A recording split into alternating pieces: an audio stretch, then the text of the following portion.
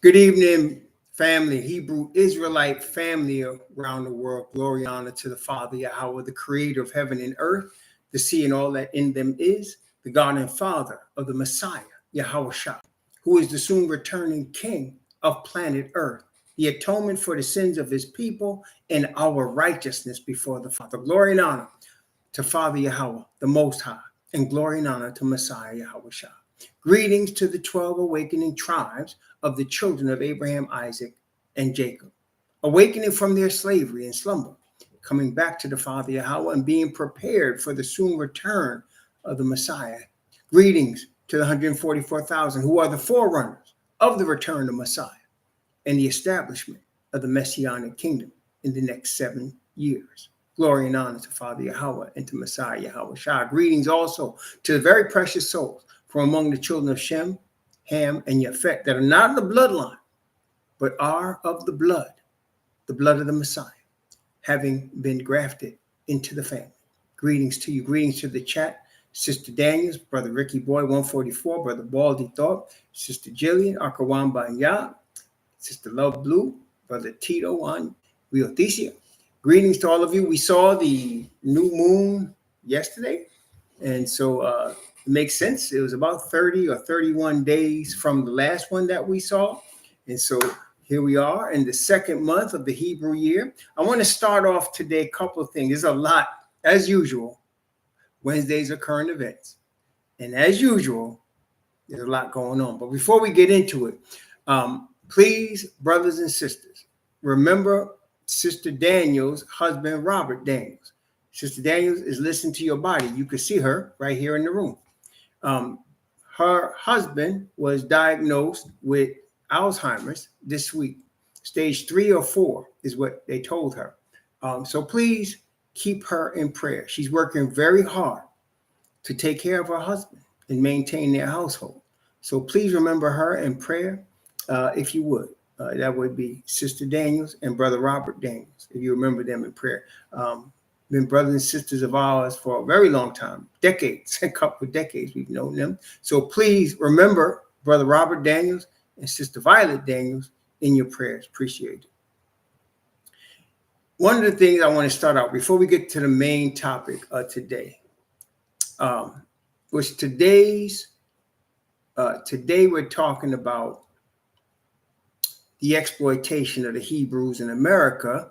And that happens in hundreds of different ways. But today we're talking about it in terms of the food that we're being fed. We're talking about it in that regard. And the obesity epidemic that's in our community now. So we're going to talk about that in a few minutes. But before we get there, I also put in the description box the President of the United States who had a rally to celebrate his 100 days in office. And I put in the description box the video. It's a very short video. I advise you, if you have a chance, to look at it. It's in the description box of this video. And in the video, with the economy in shambles, he says that the army and military recruitment is at an all-time high. That there are more soldiers signing up than ever before in the military.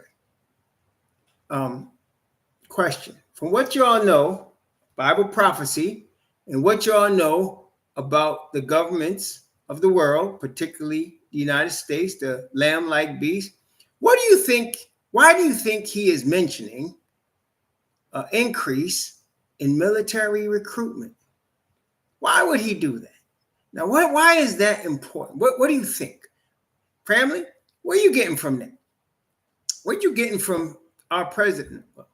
The United States president, saying there's a record-breaking military recruitment. What do you think is going on here? What do you think they're planning? Can y'all hear me? Testing 1, 2, 3. I want to make sure. It seems like it's. Can you guys hear me? Can you type a 1 if you can hear me? Because I can't see anybody moving here. Testing 1, 2, 3. Oh, you can't see. Okay. I want to make sure. Brother Ricky Boy, thank you. I want to make sure y'all can hear me. All right. So look, yes, the return is near, but I didn't ask that. I asked, what is the president up to and the people that are controlling him? Why would he mention an increase in military recruitment? What do you think they're up to?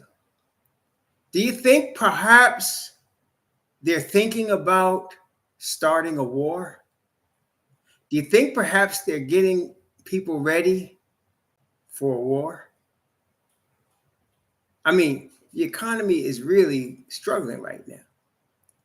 Why would he mention military recruitment of all things to mention? He mentions military recruitment.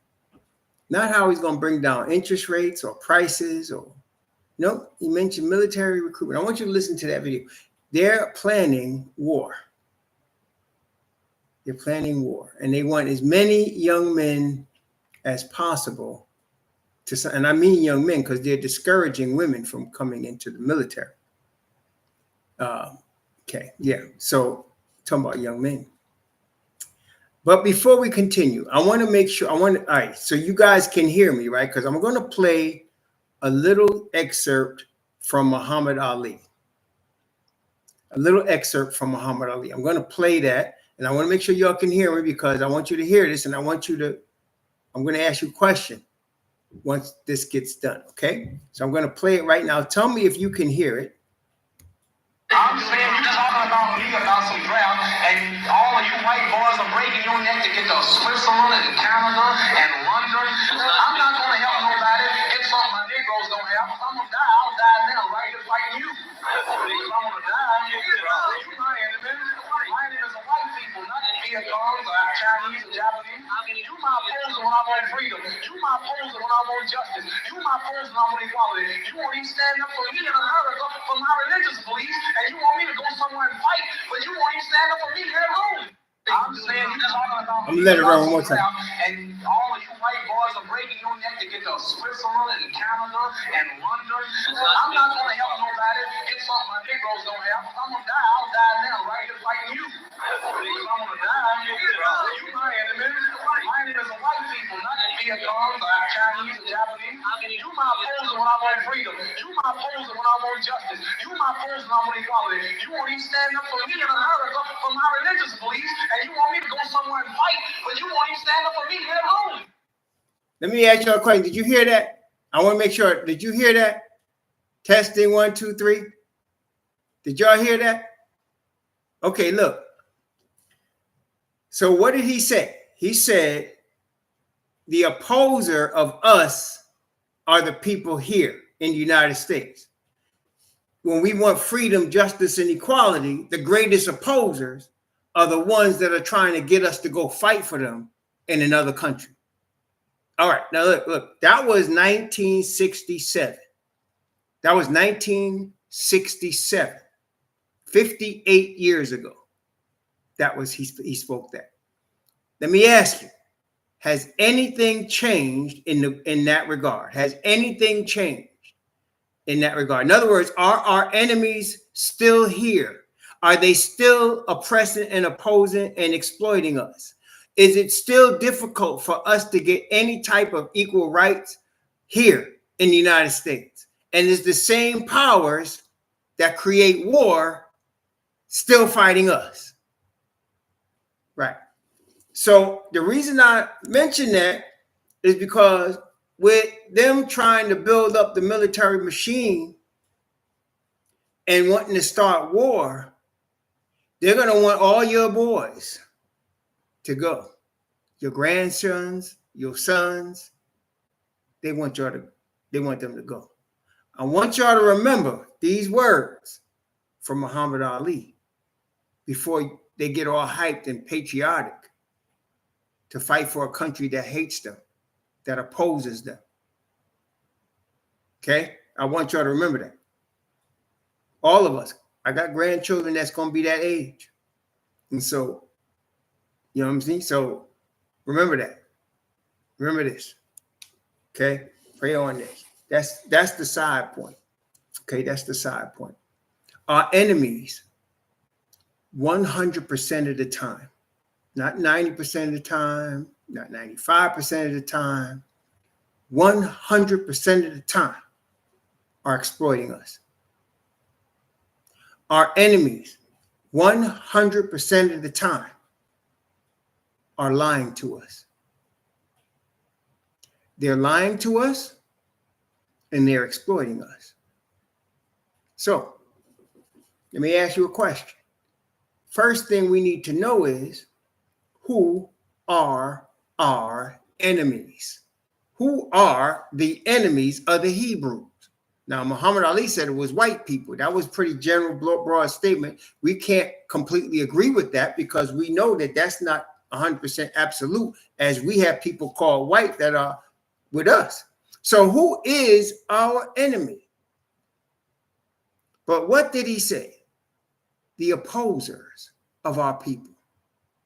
So anybody that's opposing us, our freedom, our development, anybody that's with the exploitation of us, involved with the exploitation of us, anybody that's with us being bamboozled and lied to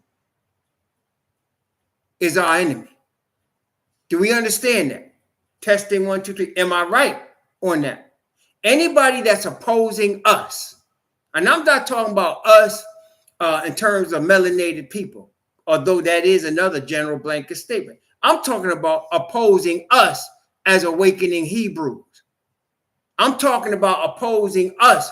I'm talking about trying to stop us. I'm talking about trying to poison us. I'm talking about trying to exploit us. And they could be melanated people. They don't have to be pale. They don't have to be unmelanated. They could be melanated people. You know, it was just day before yesterday. There was a guy, YouTube video, and I watched. It's a short video. I forgot the dude's name. It's a comic. This comic was talking about how every time a leader comes up among us of what we know to be the Hebrews, but people in America that's not awakened call us Negroes, right? Or African Americans, right? But we're neither African nor American, really. But beside the point, he said, anytime a leader comes up from among the African Americans or the black people, and he starts to organize or unify the black people, he is put down. And that's the truth, right? I mean, what do y'all think? So anytime there's a person that inspires and unites us and causes us to begin to take action in our oppression, that person is put down. Whether it's Medgar Evers, right? Whether it's Martin Luther King, whether it's Malcolm X, whether it's Fred Hampton, whenever they being the powers that oppress us, are concerned with us uniting, whoever they perceive is the leader of that unity movement will be killed. And I'm not talking about just when I say put down, I'm talking about will be, let's put it in the YouTube political correct way, unalived. They will be unalived. That's the way they do it now, right? They'll be unalived. And we've seen that, you know, we have many examples of that. And so I put a comment on the video and I said, there's a leader that's been speaking for supposedly black people for 50 years. And he's been talking a lot. And he's still alive. And ain't nobody bother him because they're not worried about him. And I said, that should cause us to think about him. And many people know exactly who I was talking about. I said, you can't just follow anybody because they melanated. What's the message? What is the message? Well, look here. What's the message of the raw Hebrew? My message is the Messiah is about to return and establish the Hebrew Israelite kingdom on planet Earth. My message is, if you care about that kingdom and if you care about the truth, you should go to the Heavenly Father and surrender yourself now to him, because soon it's going to be too late. Is that the message or is not? Is that the message or is not? Is that the message that I'm giving or isn't? Because that's the message. Okay. Now, let me ask you right now, I'm too small for them to worry about me. I'm too small. But we know from what we read in Daniel 11:44 that when we get the power of the Spirit from the Father, as the Messiah told his disciples, tarry at Jerusalem until you be endowed with power from on high, and then you'll be witnesses unto me. When we get that power, the Bible shows us already. The powers that be are going to be furious. Right. They're going to be furious at that message. Same message I'm giving now, except it's going to be with 100 times more power. And they're going to want to do with us like they did with the previous leaders. There's a difference here, though. The difference is the previous leaders, and let's look at them again. We're talking about Medgar Evers. Medgar Evers was trying to organize Hebrews in Mississippi to vote. That's what he was doing. He was an employee of the NAACP. He was a military veteran, and he was trying to organize and unite Hebrews in Mississippi to vote. Eventually, that movement spread to Alabama as well. And out of Alabama, the Hebrews in Alabama, when they weren't given the right to vote in the general election, formed their own political party in Alabama. Now, Mississippi did too. They called it the Mississippi Democratic Freedom Party, and Fannie Lou Hamer was the leader of that. But there was one in Alabama, and that movement spread. It spread all the way to California. Do you know what the name of that political party was that they organized in Alabama? And they voted for their own mayor, their own treasury leader, their own deputy mayor, their own head of superintendent of schools. That's right. It was called the Black Panthers. That was the name of their political party. And it spread out to Oakland, California, and then became famous. But nobody knew that really it started as a small group of Hebrews in Alabama. Anyway, they killed Medgar Evers. And then as Martin Luther King was organizing, at first there was no problem. Why? Because he was with them. He was being paid for and sponsored by our enemies. But then something happened. After the death of Malcolm X, Martin Luther King woke up. See, they don't talk about the awakened Martin Luther King. They talk about the one that was bought and paid for by Caucasian money. They like to talk about the one that was the peace marcher and the one that was the womanizer. They don't like to talk about the one that happened after Malcolm X was killed, the awakened one that said, we're gonna do another march on Washington. He said, this time we coming to get our check. He said, because the government sponsored white peasants from Europe with economic money, economic power to get them started on farming. They knew nothing about farming when they came here. They gave them the land, gave them the money for equipment and mechanizing their farms, gave them schools of how to farm. And then when they produced too much, they gave them subsidies to support the prices of them. He said, we was here before them and we was building stuff for free. So we coming to march on Washington this time to get our check before he could do that march. He was unalived because he had a whole thousands of people ready to march with him. And of course, there was Malcolm, who was in prison and joined the Nation of Islam in prison and was dedicated to Elijah Muhammad in the movement of the Black Muslims in America, and was running fast as he could from white Jesus. Fast as he could. And was totally supportive of the Hebrews in America. and it was going all over the earth looking for Hebrew leaders and Hamite leaders that would unite together, and it was going to go to the UN with his grievances against the United States of America. Before he did that, he was unalived. Then there was Fred Hampton, 18 years old, prodigious leader. Gift of a leader at 18 of grown men. They came to Fred Hampton, some brothers, just to show you what kind of leader this boy was. They came to him, some brothers came to him about starting a Black Panther bank. Did you know that? They came to him with the idea of starting a people's bank. Sounds like a nice idea, right? And he asked, this boy was not even, he wasn't 21 yet. He asked them pointed questions. Where the money coming from? Who's controlling the money? And they were being very vague. Were the brothers, you know.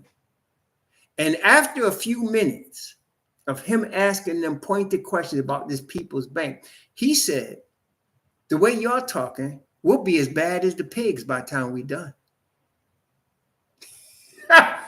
Saw right through what they was trying to do. Wolves and sheep saw right through it. And Fred Hampton had leaders from white gangs, Puerto Rican gangs, Indian gangs, and Black gangs organizing together in the city of Chicago. And he was unalived by the time he was 21 years old. And betrayed, by the way, as you know, by one of us, or at least somebody that looked like us, right? Somebody that looked like us, right? So these are examples of men that were coming with a message to help their people from a love for the people, a genuine love. It wasn't for money. Certainly, Malcolm X was broke when he was murdered, when he was unalived. Fred Hampton had no money when he was unalived. Medgar Evers left a wife and 3 children with very little money when he was unalived. Now, Martin Luther King had a little bit of cash because he was being sponsored, but that was an exception. Okay, the rest of them, it was for love for the people. Love for the people that they sacrificed their lives. The difference between them and us is this movement is the final movement. This is just not one of many movements. This is the final movement. We're looking at the last movement because it's not coming from man. It's coming from the revelation of the Messiah. It's not of man. It's of the Father's eternal spirit. And so it cannot be stopped. It's just like Gamaliel told the enemies of the apostles. He said in the book of Acts, he said, be careful what you're doing with these men. He said, because if it's not of the Most High, he said, it's going to come to nothing. He said, but if it is of the Most High, you're trying to fight against the Most High. That's what he told him. He said, be careful what you're doing with this man. And in this latter rain time that we live, anybody opposing us is fighting against the Most High. Why? Well, we know the promise. He said, I will bless them that bless thee, and I will curse them that curse thee. And in thee shall all the families of the earth be blessed. And Paul said, if by us being rejected, the earth is blessed, and that the Gentiles get the message, what happens when we come in our fullness? That's where we at right now. Now, that being the case, our enemies have many ways that they have been using and are using to kill us, to slow us down, to brainwash us. They're using entertainers to influence us. entertainers that are not with us, not with the truth. They are using music, movies. They are using politicians that look like us, but are not of us. That's right, distractions, right?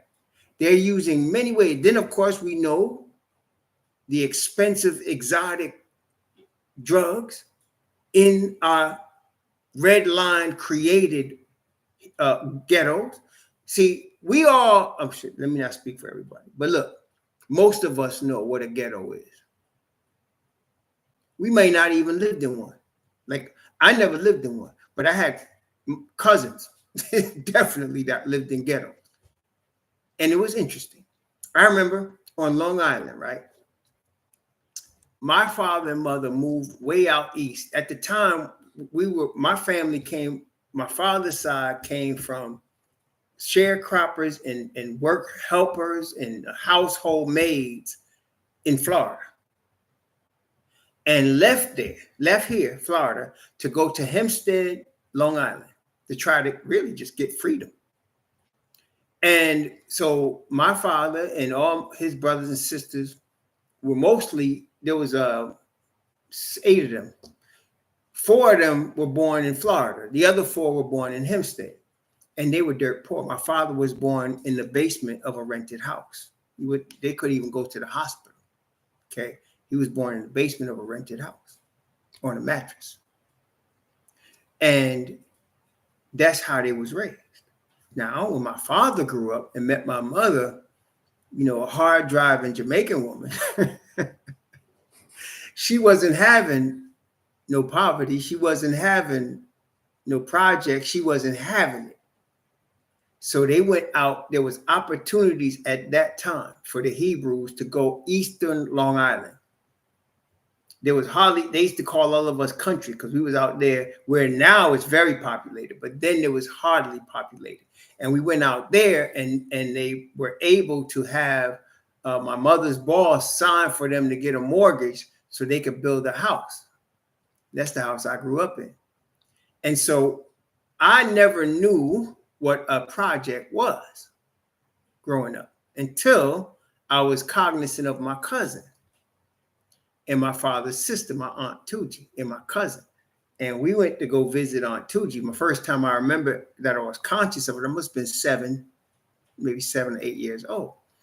And our neighborhood that we lived in was really nice. Everybody in the neighborhood owned their own house. And they was cheap houses, right? They wasn't built, you know, real high quality, but everybody owned their own house, no matter if he was rich or poor. Nobody was really rich, but everybody was able to support their own household. A lot of the mothers stayed home. A lot of everybody was working. So that's the way I saw it. I was like middle class. And when I went, and that's the way everything looked until we got to a certain area of Hempstead. And when you got to this area, it was a circle. I forgot the name of the street. They used to call it, I forgot what they call it, but it was it was off of Martin Luther King. And so y'all know about Martin Luther King drives in black neighborhoods, right? So it was off of Martin Luther King in Hempstead. And when you go at that time, they were all of the buildings looked exactly the same. They were all red brick. They were about 2 stories high, and everybody lived in there. And there was garbage, and there was like dirt. No grass was growing, you know, and everything changed. Like the whole scene changed, and everybody looked different. People looked more angry and mad. And they were so poor. There was a little boy, he lived next to my cousin and them, and he died. You know why he died? He was so hungry. He was literally eating stones. That's how hungry he was. And they said one of the stones passed through his heart and killed him. But they was hungry. When I went there the first time, I started seeing refrigerators that was empty.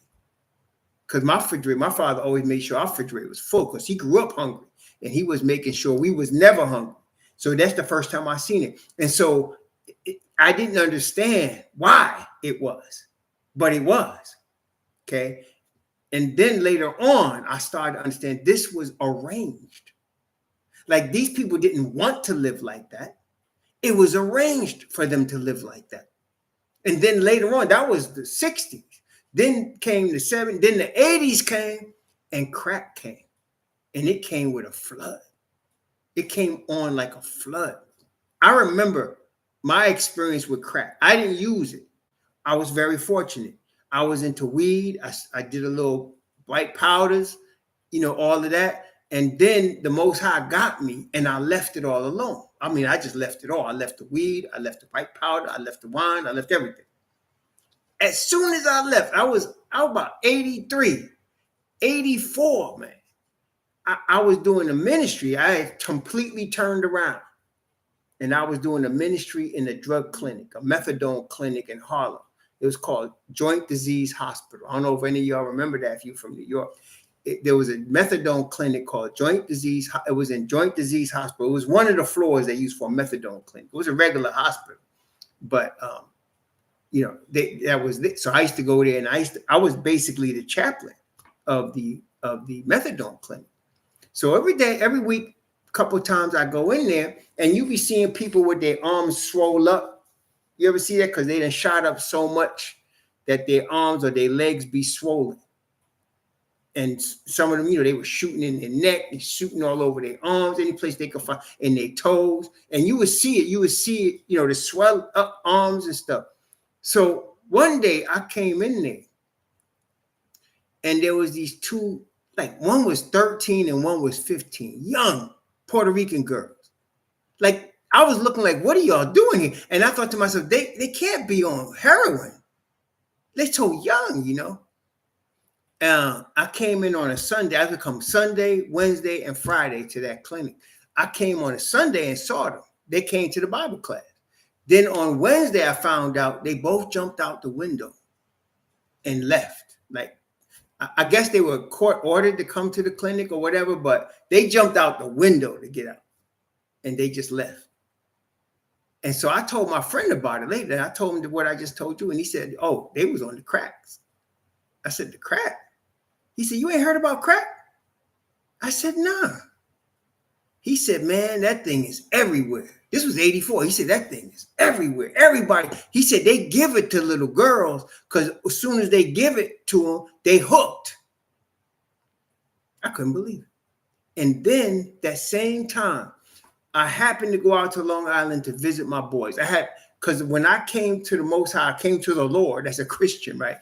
I had really cut off from all my old friends. Everybody that I used to hang out with, I was totally away from them. It's just the way the Most High had me, and he had me with the word, as he did with some of y'all. He had me with the word. And I was I broke up with my girlfriend. I actually quit my job. I was working temp, and I was just every single night in the word, and I was fasting twice a week. I mean, I was on fire, right? So I decided one night I'm going to go out to Long Island, see what's out with my boys. So I went out there, and it just so happened that just about all my fellas from the neighborhood that I grew up with was in one house that night. I walked up on them, and I see my boys' house full of cars, and they was all in there. And I couldn't believe it. Like, all my fellas, about maybe 20 dudes, they was all in there. And these are my ace booms from growing up. So I go in there, and they got a scale. And they weighing the powder. And they were all of them were doing good at the time. They all had good jobs. They were all looking healthy. And I said, "Man, y'all." And they said, "Man, don't come in here with that preaching mess, man. Nah, G, don't do it, man. We ain't into it." And I was like, "All right, I'm just saying, I'm worried about y'all." "Nah, we good, man. We good." Within 6 months, all of them was hooked on crack. And one of them was a dealer. Within 6 months. One of them was about 220, 6'4". I known him since we was both 5 years old. That's how long I had known him. Still know him. And he went down to 140. I cried when I saw him. I was so sad looking at him. I couldn't believe it. And that crack came through and changed everything. And you cannot tell me that wasn't sent to us. It was sent to destroy us. Just like after Vietnam, the heroin was sent to destroy us. So they set up the whole thing to destroy us. And it's just one of many ways. The crack came, then with the crack, they bounced on this 3 strikes law and this drug czar and these mandatory sentences, and people was getting life sentences for, getting caught 3 times with some cocaine. Life sentence. People still in jail for that. And so that is one of the many ways they're trying to kill us, man, exploit us and use us. Another way is the food. Well, you want to call it food. Growing up, I grew up with Captain Crunch. Y'all remember Captain Crunch? I don't know if they still have it out there. Captain Crunch, Fruit Loops, Frosted Flakes. Those are my cereals for breakfast. I grew up with that. And then we'd have Entenmann's pies, donuts, and we had regular food too, but all of that was part of the food. I grew up with that. And then, of course, when you're in the street, candy, Little Debbie's, sodas, chips. Chips was big. A lot of people had pork rinds, chips, cheese doodles. All of that stuff was out there, right? And I grew up eating all that. And then in the 80s, I was also exercising because I was too ignorant to understand then what I know now, obviously. I thought I could just exercise and it would just burn off. But when I hit 30, it wasn't burning off so easy. It wasn't. And I was eating cookies. I was the cookie monster. You forget it. Anything that was a cookie, don't put it near me. It was gone, right? And then being in the SDA church, we believed we had to be vegetarian. So I'm eating all these non-meats and fake meats. And I was just getting obese, man. And it took me at least 20 years to realize, wait, that's not healthy. I know that sounds crazy, right? But it took me at least 20 years just to realize that, that was no good for me. And then I started going like this. Okay, here, first Bible scripture of the night. Genesis chapter 1. Genesis chapter 1. I'm going to look at Genesis chapter 1. I'm going to start at verse 27, and I'm going to go down to verse 29. Genesis chapter 1, from verse 27 to verse 29. So the Most High created man in his own image. In the image of the Most High created he him. Male and female created he them. And the Most High blessed them. And the Most High said unto them, be fruitful and multiply and replenish the earth and subdue it and have dominion over the fish of the sea and over the fowl of the air and over every living thing that moveth upon the earth. And the Most High said, behold, I have given you every herb bearing seed, which is upon the face of all the earth, and every tree in the which is the fruit of a tree yielding seed. To you it shall be for meat. So when I understood that this was man's original diet from the Creator, if you're looking at herb-bearing seed in a tree, what is that called today? What did he say it was? That's the food that he gave Adam and Eve. That was their first food. What did he say it was? It was called fruit. That was the original diet. It was fruit. So I took it upon myself to say, well, why aren't we eating fruit like that now? Right? So I started looking at YouTube videos. I started studying books. I started looking at stuff, and I was focused on the fruit. Not only that, my daddy believed in fruit. Along with all the junk food, he would always buy fruit.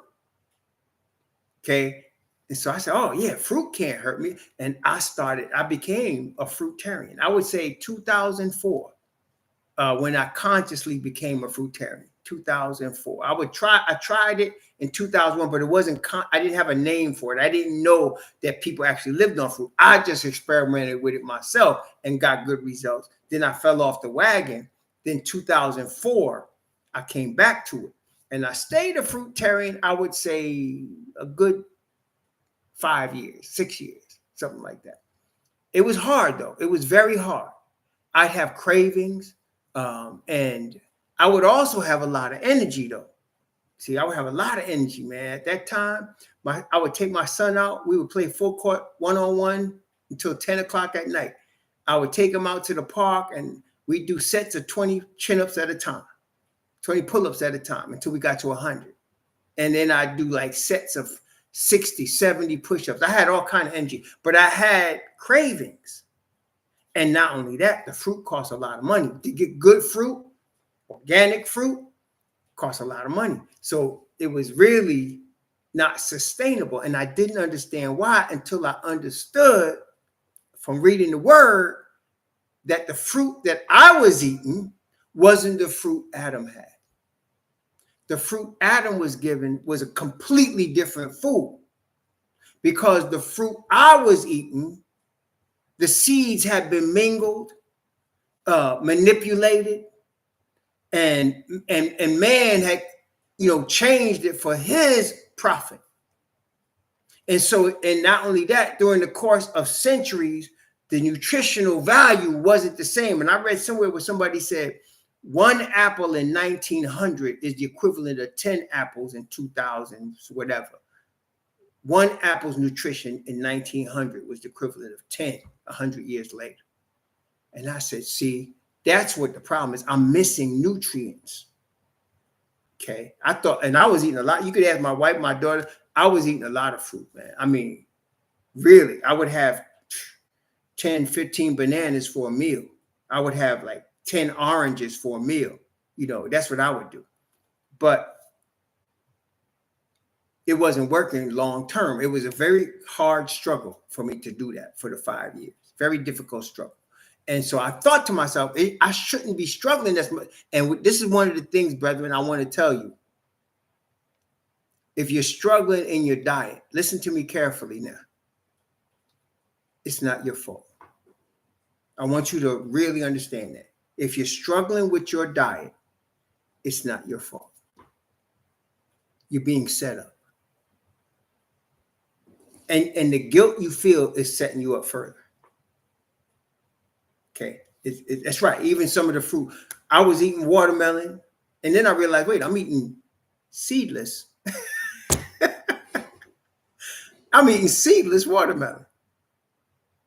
So what is that? Wait. And seedless grapes, and they're available, and that's man altered. Can I say it that way? Is that true or not? That's altered by man to be that way. That's not the natural way that fruit's supposed to be. It's altered by man to be that way. Okay. And we get so used to eating it, we don't think nothing of it. But it's been altered by man. Okay. It's been altered to be sweeter, to have no seeds, all of that has been altered. Okay. So then I realized, okay, wait a minute. The diet was changed. And when I looked at Genesis 3, I looked at Genesis 3:17.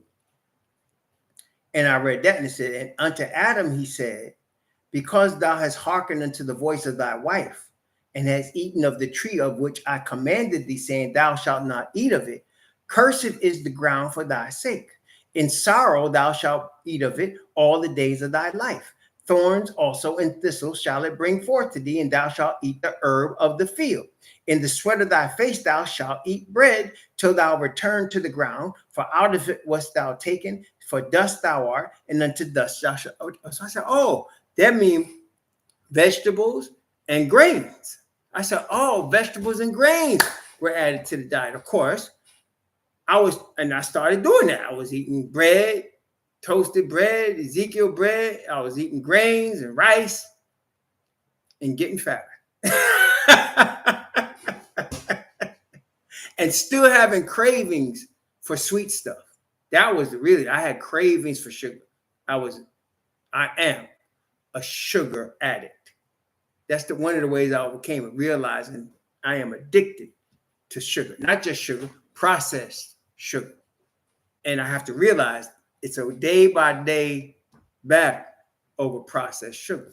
Then I started understanding, wait a minute, my wife and I, we had a video on Monsanto and how Monsanto created grains that don't go bad. that can be stored for years and years and years. And they can create stuff like breads with it and all kind of things with that grain that could last on the shelf a long time and was causing all kind of problems. And they was using it right when they grew the corn. And in the corn, they take the same stuff, the Monsanto chemical manufactured corn, and they put it in oil. And you have all kind of corn oil. And they used to say that, oh, it's healthy because it's a vegetable oil. It's the worst thing for it. And I didn't know. So then I'm like, dang, and I still got craving for sweet stuff. Still back. The only time I didn't have cravings for sweet stuff is when I was eating fruit. But then the fruit is bad too. So I didn't know what to do. Then I realized that after the flood, the Most High told Noah, eat everything, just don't eat the blood. Because when they first came out the flood, he said you could eat all things, just don't eat the blood. That's what he told. That was in Genesis chapter 9. That was in Genesis chapter 9. I'm going to read Genesis chapter 9. I'm going to read from verse 1 down to verse 4. Genesis chapter 9, actually from 1 to 5. Genesis chapter 9, 1 to 5. And the Most High blessed Noah and his sons and said unto them, be fruitful and multiply and replenish the earth. And the fear of you and the dread of you shall be upon every beast of the earth, and upon every fowl of the air, and upon all that moveth upon the earth, upon all the fishes of the sea. And into your hand are they delivered. Every moving thing that liveth shall be meat for you. See, when they first came out, he said, every moving thing you could eat. When they first came out the ship of the ark. He said, even as the green herb have I given you all things, but the flesh with the life thereof, which is the blood thereof, ye shall not eat it. Surely your blood of your lives will I require, at the hand of every beast will I require it, and at the hand of every man, and at the hand of every man's brother will I require the life of man. So he told them, don't eat the blood, drain the blood, don't eat the blood, but eat anything, right? That's when they first came out.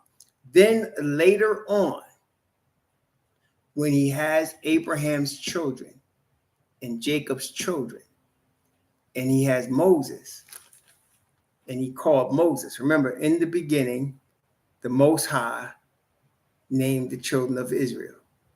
He called Moses. He spoke to Moses. These be the words. And what he did is he gave them the diet. And this is what he said in terms of meat. Now, if you recall, when Joseph, father and his brothers came to Egypt, remember what he told them about what he was going to have to say to Pharaoh? He said, when Pharaoh asked, what's your occupation? What did he tell them to say? He said, when Pharaoh asked, what is your occupation? What were they supposed to say? Pharaoh's going to ask you, what's your occupation? What did he tell them to say? Y'all remember? They were coming from the land of Canaan. It was a famine. They were going into Egypt. Jacob found out his son Joseph was still alive. They were going to be living in Egypt. And Joseph said, when the Pharaoh asked you, what is your occupation? That's right. They were herdsmen. That's right. Herdsmen. They raised cattle, lots of cattle. They raised cattle. They raised sheep. And they raised lambs and goats. And they used that for their food, as well as making coats, right, of skins. They made coats out of it. They used the wool. They used the skins of the cows. They used all of this stuff for food as well as other stuff. So they ate flesh, but they couldn't just eat any flesh. And that's where we got Deuteronomy chapter 14, and we'll look at verse 2. Deuteronomy chapter 14, verse 2. For thou art an holy people unto Yahweh thy most high, and Yahweh hath chosen thee to be a peculiar people unto himself, above all the nations that are upon the earth. And then verse 3, thou shalt not eat any abominable thing. And then he gives us the diet. Fish is good as long as it has fins and scales. Birds are good as long as they're clean birds. And then he goes and basically he named all the birds that are scavengers, that are killers.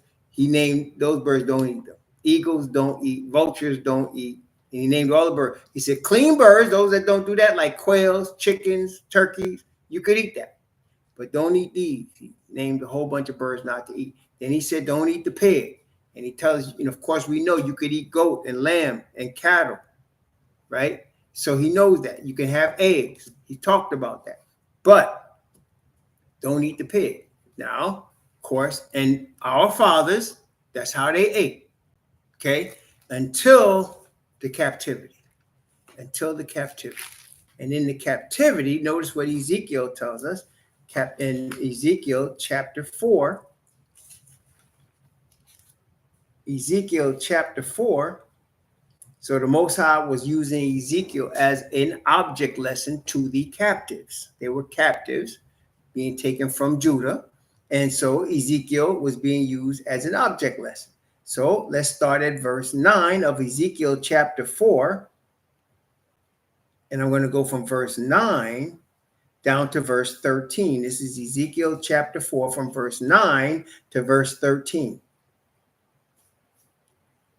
Take thou also unto thee wheat and barley and beans and lentils and millet and fitches, and put them in one vessel, and make thee bread thereof according to the number of the days that thou shalt lie upon thy side. 390 days shalt thou eat thereof. And thy meat which thou shalt eat shall be by weight, 20 shekels a day. From time to time thou shalt eat it. Thou shalt drink also water by measure, a sixth part of a hin. From time to time shalt thou drink. And thou shalt eat it as barley cakes, and thou shalt bake it with dung that cometh out of a man in their sight. And Yahweh said, even thus shall the children of Israel eat their defiled bread among the Gentiles, whither I will drive them. So he said, we're going to be driven among the Gentiles and we'll eat defiled food. Question. Has that happened? Have we been driven among the Gentiles and do we eat defiled food? Have we been taught in our captivity to eat defiled food? Yes, we have. And yes, we have. And so the defiled food that we eat is what makes us addicted and fat and malnourished. Okay? The defiled food that we eat is what makes us addicted, fat, and malnourished. Now, myself, I got tired of carrying around this spare tire. I'm still trying to get rid of it. So I'm trying to lose the spare tire, and I'm trying to figure out how do I get rid of it. And then I started looking at videos and looking at different videos. Now, this is the thing about the videos. When I was doing the fruitarian, I would look at fruitarian videos, right? And then when I did keto, and I started looking at keto videos and carnivore videos, and I'm looking at videos, right? This is what I noticed of all of those, the fruitarians, the vegans, the carnivores, the keto. This is what I noticed. The people that do these videos are generally people that were once overweight, and they're using what they're telling you, whether it's veganism, fruitarianism, keto, carnivore, they're using that to get their health back, right? And then once they're successful, they put it out on the video. And then when they're real successful at it, thousands of people will be subscribed to their channel. Well, once they get thousands of people subscribed, right, and they become big time, they become the gurus, right? And so whatever they eat, whatever they tell you, you got to listen to.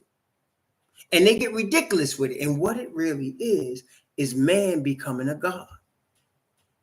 That's what it is.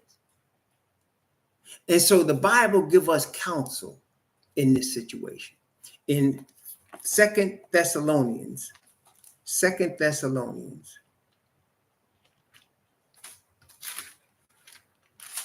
chapter 5. 2 Thessalonians chapter 5. And this is the Apostle Paul's admin. Oh, not second. First, I always get them confused. It's 1 Thessalonians chapter 5. There ain't no chapter 5. It's 2 Thessalonians. 1 Thessalonians chapter 5. I'm going to begin at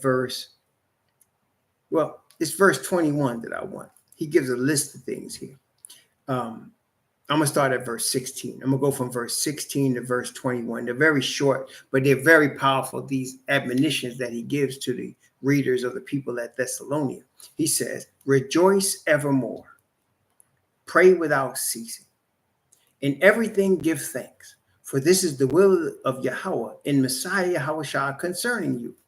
Quench not the spirit, despise not prophesying, prove all things, hold fast that which is good.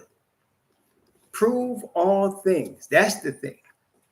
So these people become gurus, whatever their diet specialty is, and then they start getting ridiculous. So I started following fruitarian, then I went to keto, and now I'm doing keto carnivore. I'm kind of doing my own thing. I call it the 4 F's: fruit, fowl, fish, and flesh. I try to eat like that. So, and I've learned, I'm learning as I go. That's how I'm doing it, right? So I stay away from all processed food. I stay away from all bread. Any bread, I make my own flat bread, very easy to make too. I gave you all the recipe the other day. And so I'm learning, right? And so this dude did he had a gathering of people that followed his carnivore diet, right? This doctor, people were giving testimonies and tears, and they were all calling it the perfect human diet. The perfect human diet is what they were calling. And a lot of them were calling themselves Bible-believing Christians. So then I said the same. I said what I just told you. I said, why all these gurus, they get to be big time, and all of a sudden they come up with a name, and now it's the perfect human diet. This man now has created the perfect human diet. And I said, especially if you and all these so-called Christians, I said, let me ask you, what was the perfect human diet that the Father gave to man? What was it? What was the perfect human diet that the Father gave to mankind? Was it carnivore? What was the perfect human diet? What was it? Give you a hint. We just read it. What was the perfect human diet? That's right. The perfect human diet, the original perfect human diet, was fruit. That's the perfect human diet. Okay? That's the perfect human diet. Okay? But all of a sudden now this man created. And then, look, then he said, well, this is what we eat millions of years ago when we was cavemen. I don't know about you, but I don't read in the Bible that we was cavemen. Did you? Bible students, did y'all read that? Was Adam a caveman? Did he drive Eve around by her hair with a club in his hand? They might have been doing that in Europe. They might have been. But we ain't do that. That was nothing. Right? So that whole millions of years ago when that's what we ate. I was like, and all of a sudden it's the perfect human diet. I was like, come on now. No. Now, again, in my mind, I said, prove all things. Hold fast to that which is good. So I thought, okay, the good thing that I learned from all of these people is, first of all, we need balance. Yeah, the Horites were cave dwellers. That's right. So first of all, we need balance, right? So, and the second thing, I over the years, and I've been battling with diet and my weight since I was 30, and now I'm 64. So 34 years, right? Over the decades, I have learned to be real with myself. So my problem is sugar. And I realize it's not only my problem. I realize that these people that are manufacturing all kinds of foods, they put all of these different seed oils in the food and they put sugar. You know what really bugged me out? when I found out McDonald's put sugar in the fries. And I used to wonder why their fries was the best. Why I always wanted their fries. And it wasn't giving me no nutrition. They put sugar in the fries. I was shocked at that. And then one time I was traveling and I went to Walmart. And I'm spoiled. I'm used to going to a butcher or to a good supermarket that has organic meats that I could get, right? Well, I had come down here to see my father. I didn't know anything or any place. Walmart was right there. So let me go to a Walmart. And I'm looking at the ingredients of the meat. And I could not find meat in Walmart that did not have sugar in it. Sugar in the meat. I said, what kind of... I finally found some organic Applegate organic sliced meat that I could eat. But I was totally shocked that they put sugar in the meat. And man, so for me, I realized I'm a sugar addict, a sugarholic. I need to leave sugar alone. And I need to be satiated, and I need to eat stuff that I think tastes good. So my wife is always about, you having vegetables today? No, I have no vegetables. Them stuff is nasty. It's got to taste good. Otherwise, I ain't going to eat it. And I got to be satiated. Like, I don't want to be feeling hungry, an hour later. Like Chinese food. You eat that, you might be full for an hour and then you starve. It's because of the sugar and stuff they put in that mess. MSG and all that. So that's what caused me to eat more clean meats. So that I'm feeling satiated and I eat more clean, healthy fats. And I realized there was this dude, this Charlie Effect. He was like some country boy from like Tennessee or Kentucky or something. And he did a video called Butter Makes Your Pants Fall Off. I looked at that stuff. I couldn't believe it. But butter, I started using more of that and I started feeling satiated. The butter, and then I use meats, and I still have me.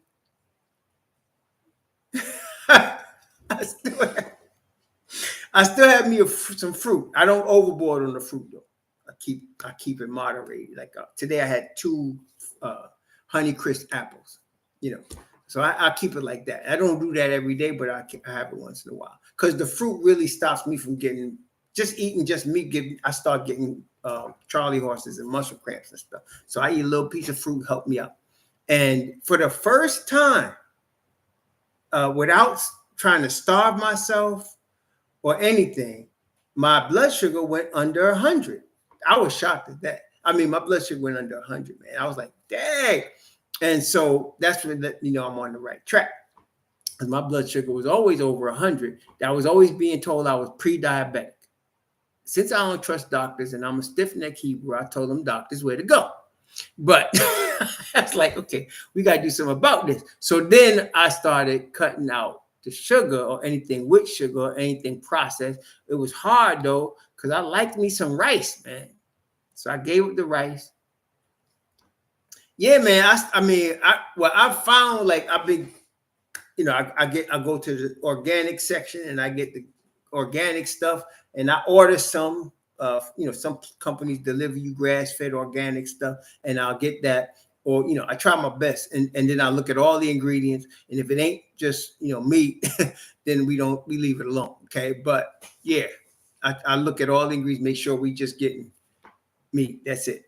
So yeah, and then came Ecclesiastes chapter 10.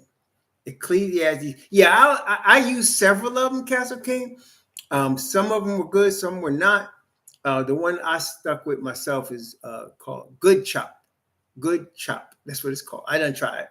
Butcher Box, True Beef. Everybody has their own thing. I use Good Chop, and I like what they have. Lamb. They got ribeyes. I'm pretty happy with that. So the True Beef was good too, but it was a little bit more expensive than. True Beef was more expensive. I actually could get what True Beef was offering me from my local Publix without having to pay all that money. But Good Chop was reasonable and organic grass-fed meat. Yeah, so that's why I got my last shipment there. And then I guess the fish, the same thing. Get some organic wild-caught fish, salmon, stuff like that. Wild Alaska is what it's called. I get that too. It's a little bit more expensive. I started to cut them off, and they called me back and said, well, we'll make a deal with you. I said, okay, because y'all was charging too much money, man. So we made a deal, and we got something going on that too. So yeah, I try my best to keep it like that. But here, Ecclesiastes chapter 10, check this out. Ecclesiastes chapter 10, verse 16 and 17. Ecclesiastes chapter 10, verse 16 and 17. Woe to thee, O land, when thy king is a child, and thy princes eat in the morning.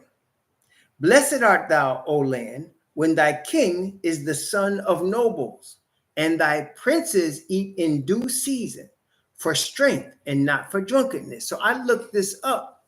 Now, princes eating in the morning apparently was a negative. Now, this is not laborers. We're talking about princes. So they mine workers, right? So he's saying, eat in the morning. And he said, in due season. When I looked up due season, eventide. So what do we call that when you eat just in a certain window of time? What do we call that today? What did man call it? There's a name for it. That when you just eat in a certain window of time and then you don't eat. What's that called?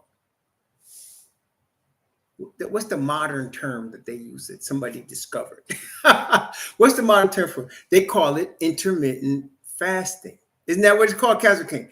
Intermittent fasting. In other words, you have a window of time that you're eating and then you stop, right? And I had done that. There was I think it was maybe 7, 8 years ago. I actually studied Elijah Muhammad's book on diet, which I found a little crazy, honestly. But one thing he taught the people, especially at Malcolm X Day, they would eat once a day. And when they would try to graduate, they called it, to eat every other day, which I found a little bit crazy. Well, I did that. I was doing that for a while and I lost a lot of weight, but I was so hungry. I would just eat anything, including cookies, cakes, whatever. I would eat once a day and then once every other day, part of the week. And I lost a lot of weight. But then, of course, it all came back and then some because I was starving myself, basically. But intermittent fasting, that working pretty well. That worked pretty well. So right now I'm doing 16 and 8. So I start off with 7 o'clock with my coffee, and then I finish eating by 3. Sometimes even like today, I ate at 12:30 and I was so full. Mommy gave me she made some beef with broccoli. I had some of that with my, what else did I have? I had beef with broccoli, and then I made my own flatbread, the recipe I shared with y'all, and I put some turkey breasts in there, and I had that, and I had the 2 apples, and I was stuffed, and I was done by 12:30. But my window is from 7 to 3. Okay, so I try to keep it like that. Then the wine. So wine has a lot of sugar. Oh, some wine. The wines that I like. Now, some wines don't got no sugar. Like if you like the bitter wines, like Cabernet Sauvignon or something like that, them red ones, that to me is nasty. They don't have no sugar. They're actually good for blood sugar. They'll keep your blood sugar low. But that's not me. I like the port wine and the sangria. Me and Castle King had dinner the other day. Castle King, remember that? We had dinner the other day. We went shooting, and then we had dinner at a place, right? I think it was Beef O'Brady's, something like that. And remember, Castle King, I had two of the cocktails, the sangria. My blood sugar went up to 146, man. It took me a whole week to get it back down. I was like, and I knew it was that because I could taste it was sweet. It was sweet, man. I said, this is sweet, man. And I knew it. Even it was more than what I would have if I had a little bit of port. So then I realized I had to leave that alone, leave the port alone. I'm not giving up the port now. No, but I'm leaving it alone for a while. And now that my blood sugar is going pretty consistently close or under 100, and it's better, But yeah, so I have to. This is what I'm saying. It's a process, man. It's a journey. But I'm learning, and I'm growing in the learning, and I'm going by the word. And I'm telling you, the intermittent fast, exactly. The intermittent fasting helps a lot, though. It really does. So, and yeah, I did a 10-day fast. I don't know if y'all remember. I did a 10-day fast maybe a month ago, and I was just on liquids for 10 days, orange juice and coffee, basically. And I did that for 10 days, and I lost 7 pounds, right? But when I stopped doing that, that's when I started back on the intermittent fast. And I said, let me see how this works. So I lost the 7 pounds during the fast. I didn't think the orange juice fast was as good as I used to think it was. I would not do that again. But I'm gonna try a different fast later on. My wife and I was talking to her about it this morning. I'm gonna do a fast with like chicken broth or beef broth or something like that. But that's another story. But I lost 7 pounds in the 10 days. So then I said, let me see what happens with the intermittent fast. Because I thought every time I do a liquid fast, I used to do that every year. Every year I was fruitarian. I did a 30-day juice fast every year. And I used to lose a lot of weight, and then it would all come back. So I thought, okay, I lost 7 pounds. I'm probably going to gain back 3, once I start eating again, because it normally happens.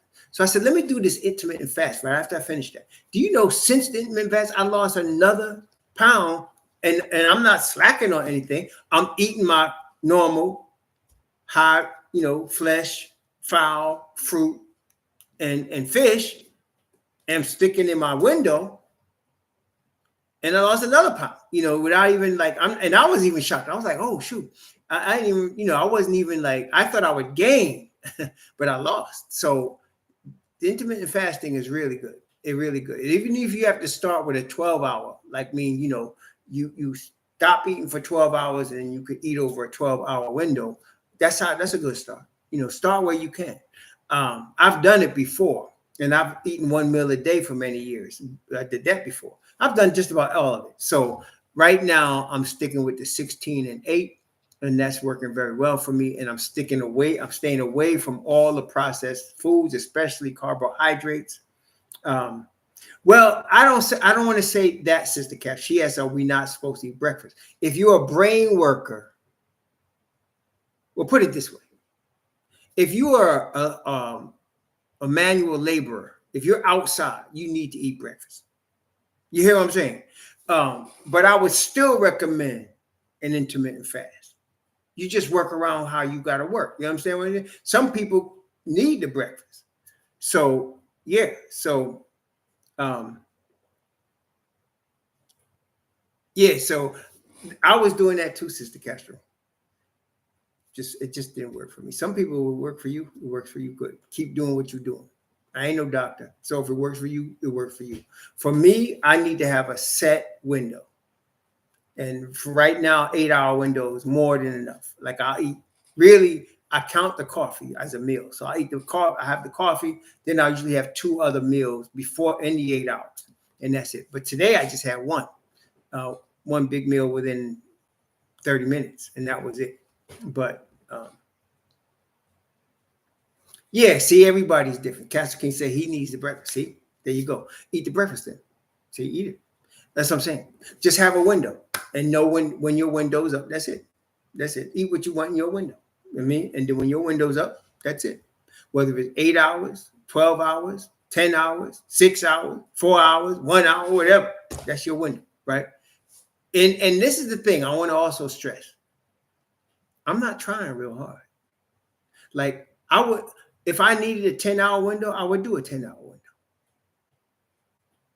I have learned I need to eat food that keeps me satiated and is healthy. Okay? I need to keep satisfied and healthy. And if I have to put too much effort into it, it's not sustainable. I want something that's sustainable, something I can do the rest of my life without really worrying about it. See, right now, I did it for a month, and now I'm used to it. That's not, it wasn't really hard when I first started. It was just mental, really. Because usually, when the Knicks get ready to play, I'm usually having a glass of port wine or a glass of sangria or 2 when I'm watching the Knicks. That was the most difficult thing, because the Knicks play at night, and I'm done by 3 o'clock, right?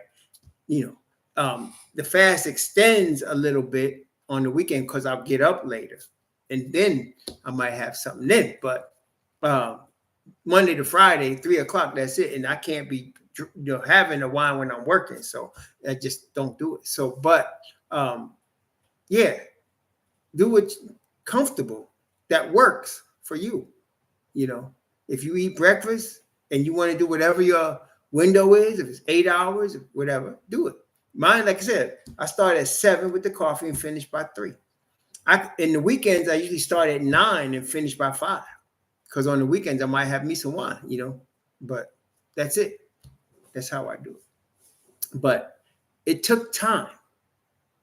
It took time, and it took me to understand this. Listen here. Listen carefully. We're always being lied to.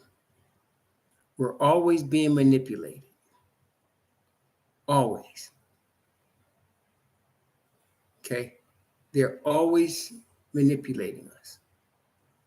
They're always lying to us in every area of our lives. When you realize that, like my wife and I were talking about this morning, in the movie Malcolm X, a lot of us have seen that movie, right? If you haven't, it's okay. But in the movie Malcolm X is in jail, and he meets a Muslim dude in jail. He meets a black Muslim dude in jail, and they're talking. The Muslim dude's trying to witness to him about Elijah Muhammad, right? And so one day the Muslim dude said, "Come with me," and he took him to the library, and they looked up the word black, and it was all negative, foreboding, dishonest, bad luck, black. And Malcolm X said to him, "What? This book?" He said, "This book was written by a white man." He said, "That's right." He said, "What are we looking at this one for?" And he said, "Because the truth is right there. You got to read behind the words." And that's what I learned. They're always lying to us. There's always an angle.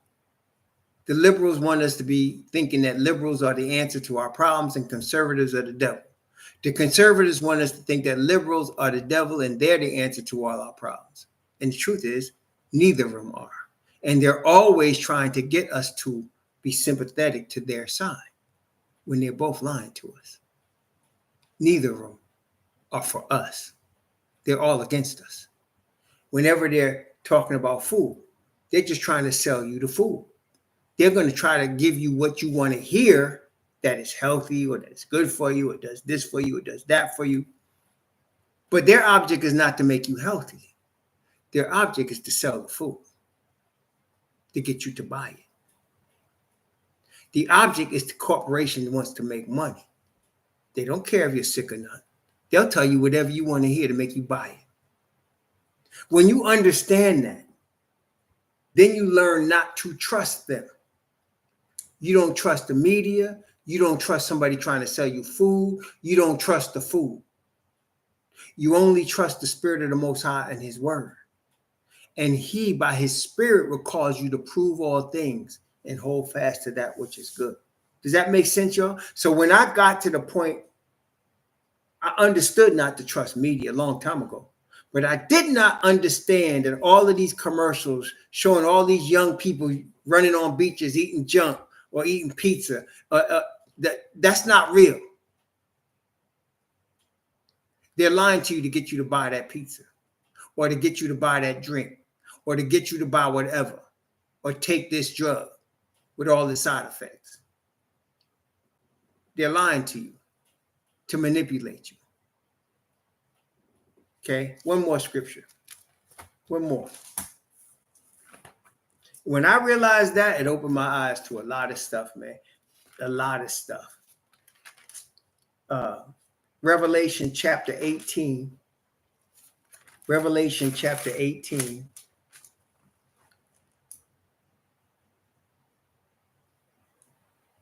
I'm going to read Revelation 18, verse 23 and 24.